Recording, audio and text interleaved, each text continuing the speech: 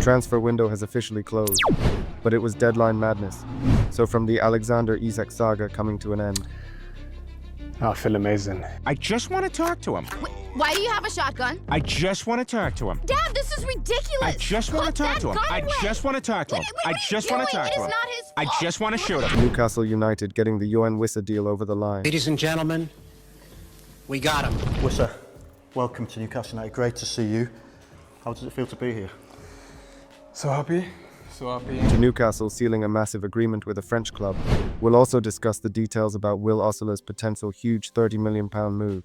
As per, join us as we'll break it all down and discuss the latest Newcastle United transfer news. What can I say except you're welcome?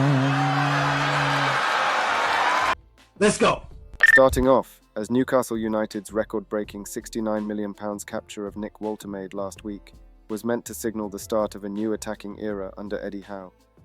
However, the move quickly triggered a domino effect that reshaped the club's forward line, ultimately leading to the high-profile departure of Alexander Isak. In a dramatic turn of events, Isak forced his way out of St James's Park in the final days of the transfer window, refusing to train or play throughout the summer. Liverpool swooped in, agreeing a Premier League record fee believed to be between £125 million and £130 million, and the striker has already linked up with the Sweden national team ahead of their World Cup qualifiers. Newcastle's reaction to the saga spoke volumes. In a short 37-word statement, the club confirmed the sale but stopped short of offering the customary thanks or good luck message. The statement read, Newcastle United can announce the sale of striker Alexander Isak to Liverpool for a significant British record transfer fee. The Sweden international joined the Magpies from Real Sociedad in 2022 and made 109 appearances in all competitions. Ends. The blunt ending said it all. No warm farewell, no acknowledgement of his contribution, just a cold full stop on a player who had tarnished his reputation at the club. For a forward who once promised so much and delivered flashes of brilliance, his decision to down tools in pursuit of a move has overshadowed his legacy in black and white. Instead of gratitude, Newcastle supporters are left with disappointment and frustration. The deal may have brought in a record sum that allows the club to reinvest, but the manner of Isak's exit leaves a bitter taste. What could have been a celebrated career on Tyneside has been reduced to a cautionary tale of a player who showed his true colours when it mattered most. Good riddance, as many have already put it. Newcastle will move forward with Woltemade, and someone we'll discuss later, leading the line, while Isak begins a new chapter at Liverpool. A chapter that will forever remind Newcastle fans of the day their patience finally ran out with him. Despite this, some exciting news unfolded on deadline day, as Yoane Wissa took a major step toward completing his move to Newcastle United. Fabrizio Romano had earlier broken the story, revealing that the clubs had verbally agreed on a deal, with a £55 million package for the DR Congo international. Brentford had accepted Newcastle's formal proposal, and Wissa was set to undergo his medical later in the day. Arriving in the northeast through the night, Wissa ensured he was ready for an early Monday start, showing clear determination to secure the transfer he had been pursuing all month. Sky Sports' Keith Downie reported from outside St James's Park that the 28-year-old had completed his medical successfully, cementing the final step before his official registration. The deal reportedly involves an initial £50 million, with an additional £5 million in potential add-ons, and Wissa has signed a 4-year contract, taking over the iconic number 9 shirt left vacant by Callum Wilson.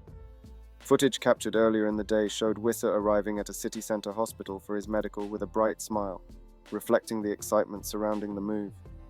Combined with Woltemade's transfer, Newcastle's total spending on the new strikers approaches £125 million, roughly matching the fee expected from Isak's Liverpool transfer. It's alright, Last season, Wissa scored 19 Premier League goals, the second highest non-penalty tally behind Liverpool's Mo Salah, highlighting his potential impact for the Magpies.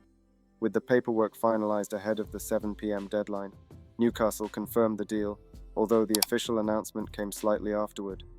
Wissa joins a summer of strategic signings, including Anthony Elanga, Aaron Ramsdale, Jacob Ramsey, Nick Woltemade, and emerging prospects Park Seung-soo and Antonio Cordero.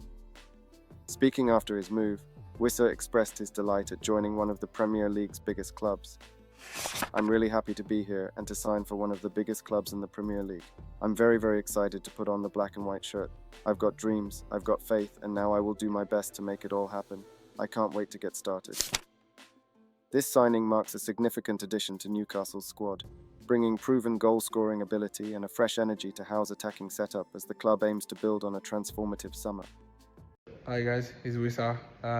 Really pleased to be here today. It's been a long moment, a long wait, so I can't wait to see you. I wait a lot. Then, Newcastle's busy window nearly included another shock exit, with Will Osula on the brink of a £30 million move to Eintracht Frankfurt. The Danish forward had been linked with Aston Villa earlier in the day, but it was the Bundesliga side who came closest to striking a deal. Reports from Craig Hope suggested that Osula was on the verge of joining Frankfurt, with negotiations even including a buyback clause to give Newcastle control over his long-term future. Osula's form in recent weeks had given fans reason to believe he could push for more minutes. He started in the goalless draw at Leeds and scored in the 3-2 defeat against Liverpool at St James's Park, coming off the bench to ignite the crowd with a smart finish before the Reds struck late. Eddie Howe had praised his cameo, acknowledging his energy, development and confidence, while also admitting that regular football might soon become a necessity for the young striker's growth. Regular football will be something he needs for his own career at some stage, but whether that's now or in the future, who knows? I thought Will did really well when he came on Monday night. He gave us renewed energy. He has improved a lot from this time last year. He has gained the knowledge and experience of how we play. He is gaining in confidence, and that goal will do him the world of good. Despite those talks, the transfer collapsed before the deadline. Osula will now remain on Tyneside, serving as Newcastle's fourth-choice striker behind new arrivals Nick Woltemade and Yoane Wissa, along with Anthony Gordon's versatility through the middle. Aston Villa also explored a deal, but according to David Ornstein of The Athletic, complications arose due to UEFA regulations. Having just sold Jacob Ramsey to Newcastle, any immediate move for Osula would have looked like a swap arrangement, raising compliance concerns.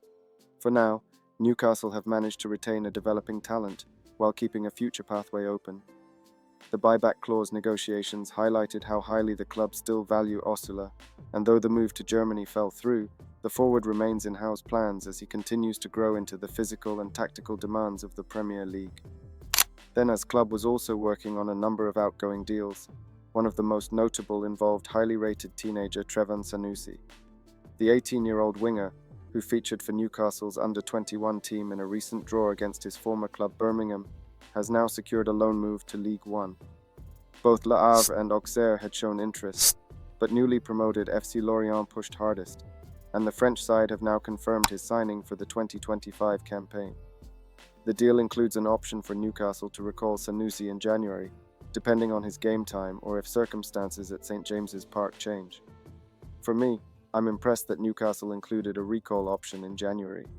It shows how much they have learned from previous failed loans, like the Garang Kuol deal, where he wasn't able to get game time and Newcastle couldn't recall him to explore other options, ultimately hindering the player's development. Otherwise, the plan is for the England youth international to spend the full season in France, gaining valuable senior experience in one of Europe's top leagues. Sanusi is no stranger to attention, having caught the eye during pre-season last summer when he impressed against Girona. However, his 2024-25 campaign was disrupted by injuries, stalling his momentum at a key stage of his development. A loan spell in Ligue 1 offers him the chance to reignite that progress, test himself at a higher level, and showcase why he is considered one of the most exciting academy signings made since the club's Saudi-backed takeover. Newcastle will be watching closely, hoping regular minutes abroad can help unlock his potential and set him up for a bigger role in the years to come. For Sanusi, this move represents both an opportunity and a challenge, a chance to prove himself on a bigger stage and push closer to a long-term future in Eddie Howe's first-team plans. And then finally, in a massive and exciting update, if you would want to know the dark and shocking truth recently revealed about Eddie Howe, click the video link on screen now.